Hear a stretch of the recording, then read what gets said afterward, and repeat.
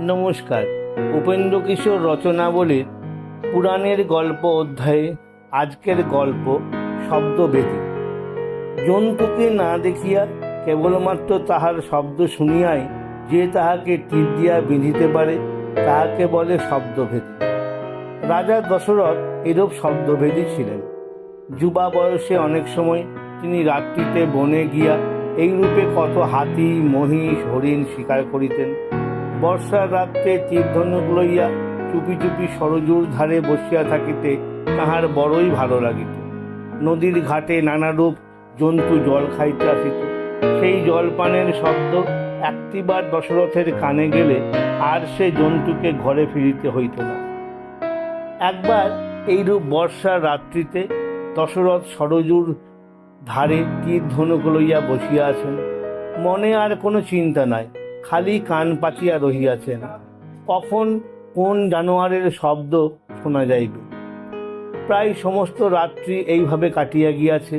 ভোর হইতে আর বেশি বাকি নাই। এমন সময় নদীর ঘাট হইতে গুড়গুড় গুড়গুড় করিয়া একটি আওয়াজ আসিল। দশরথ চমকিয়া ভাবিলেন ওই হাতি।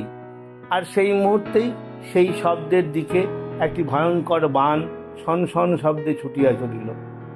দশরথ জানেন না যে সে বানে কি সর্বনাশ হইবে। সে শব্দ তো হাতির শব্দ নয়। ঋষির পুত্র ভোরের বেলায় কলসি হাতে ঘাট হইতে জল নিতে আসিয়াছেন। সেই কলসিতে জল পোড়ার ওই শব্দ। অন্ধ পিতামাতা বিছানায় পড়িয়া কষ্ট পাইতেছেন। তাহারা একে যার পর নাই বুড়া, তাহাতে আবার নিতান্ত দুর্বল, চলিবার শক্তি নাই। পিপাসায় তাহাদের প্রাণ ওষ্ঠাগত। তাই ছেলেটি ছুটিয়া জল নিতে আসিয়াছেন। এমন সময় কোথা হইতে এক নিদারুণ বান আসিয়া তাহার বুকে বিঁধিল। রক্তে দেহ ভাসিয়া গেল, কলসি হাত হইতে পড়িয়া গেল।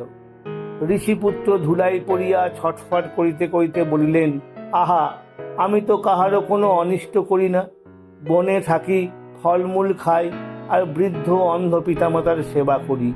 ওগো, আমি তোমার নিকট কি অপরাধ করিয়াছিলাম যে এমন নিষ্ঠুর সাজা আমাকে দিলে? হায় হায়, আমার পিতামাতাকে দেখিবার যে আর কেহই নাই। আমি মরিলে যে আর তাহারা কিছুতেই বাঁচিবেন না। ঋষিপুত্রের কথা শুনিয়া দশরথের হাত হইতে ধনুর্বাণ পড়িয়া গেল। তিনি দুঃখে অস্থির হইয়া পাগলের মতো ছুটিয়া আসিয়া দেখিলেন যে সর্বনাশ হইয়া গিয়াছে। তখন ঋষিপুত্র অতি কষ্টে তাহাকে বলিলেন, মহারাজ, আমার অপরাধ কি ছিল? এই এক বাণে আমারও প্রাণ গেল, আমার পিতামাতারও প্রাণ গেল। আহা, মা আর বাবা পিপাসায় কাতর হইয়া পথ চাহিয়া আছেন। আমি গেলে জল খাইতে পাইবেন। দুঃখে দশরথের বুক ফাটিয়া যাইতেছে। তাহার কথা বলিবার শক্তি নাই। তাহা দেখিয়া সেই যাতনার মধ্যেও ঋষিপুত্রের দয়া হইল। তিনি বলিলেন, মহারাজ, আর এখানে বিলম্ব করিবেন না। এই পথে আমাদের কুটিরে যাওয়া যায়। শীঘ্র গিয়া আমার পিতাকেই সংবাদ দিন আর তাহার রাগ দূর করুন, নইলে তিনি আপনাকে ভয়ঙ্কর শাপ দিবেন। আর এই বাণ যে আমার বুকে বিঁধিয়া রহিয়াছে, ইহার যন্ত্রণা আমি সহ্য করিতে পাইতেছি না। শীঘ্র এটাকে তুলিয়া দিন। দশরথ ভাবিলেন, হায়, আমি এখন কি করি? বাণ না তুলিলে ইহার যন্ত্রণা যাইবে না, কিন্তু বাণ তুলিলেই ইহার মৃত্যু হইবে। তখন ঋষিপুত্র বলিলেন, আপনার কোনো ভয় নাই। বাণ তুলিবার সময় যদি আমি মরিয়া যাই, তাহাতে আপনার ব্রাহ্মণ বদের পাপ হইবে না।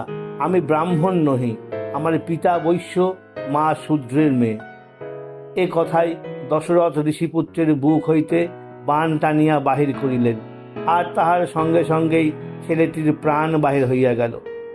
তখন সেই কলসি ভরিয়া জল লইয়া দশরথ নিতান্ত দুঃখিত মনে ধীরে ধীরে কুটিরের দিকে চলিলেন। সেখানে অন্ধ মুনি আর তাহার অন্ধ পত্নী পিপাসায় কাতর হইয়া পুত্রের আশায় বসিয়া আছেন। দশরথের পায়ের শব্দ শুনিয়া মুনি বলিলেন, বাবা, এত বিলম্ব কেন হইল? তোমার জন্য তোমার মা বড়ই ব্যস্ত হইয়াছেন। শীঘ্র ঘরে আইসো। তুমি কি রাগ করিয়াছ বাবা? আমাদের যদি কোনো দোষ হইয়া থাকে, তাহা তোমার মনে করা উচিত নয়। তুমি কথা কহিতেছ না কেন? দশরথের চোখ জলে ভরিয়া গেল। তিনি অনেক কষ্টে কাঁদিতে কাঁদিতে বলিলেন, ভগবান, আমি আপনার পুত্র নহি, আমি ক্ষত্রিয়, আমার নাম দশরথ। আজ এই অভাগার বাণে আপনার পুত্রের মৃত্যু হইয়াছে। আমি জন্তু মারিবার জন্য সরযূর ধারে বসিয়াছিলাম। আপনার পুত্রের কলসিতে জল ভরার শব্দ শুনিয়া মনে করিলাম বুঝি হাতির শব্দ। অন্ধকারের ভিতরে সেই শব্দের দিকে বাণ ছুড়িলাম, তাহাতেই এই সর্বনাশ হইল। এখন এই পাপীর প্রতি আপনার যা ইচ্ছা হয় করুন। এই বলিয়া দশরথ ছল ছল চোখে জোর হাতে দাঁড়াইয়া রহিলেন। মুনি এই দারুণ সংবাদ শুনিয়াও সাধারণ লোকের মতো ব্যস্ত হইলেন না। রাজাকে কোনো কঠিন শাপও দিলেন না। তিনি কেবল একটি দীর্ঘ নিঃশ্বাস ফেলিয়া বলিলেন, মহারাজ, তুমি না জানিয়া এই কাজ করিয়াছ, তাই রক্ষা পাইলে, নইলে আজ তোমার বংশশুদ্ধ নষ্ট হইত।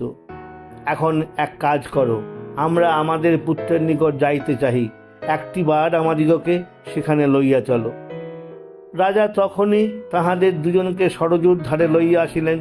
তাহাদের চক্ষু নাই, সুতরাং জন্মের মতো একটিবার পুত্রের মুখ দেখিবার উপায় নাই।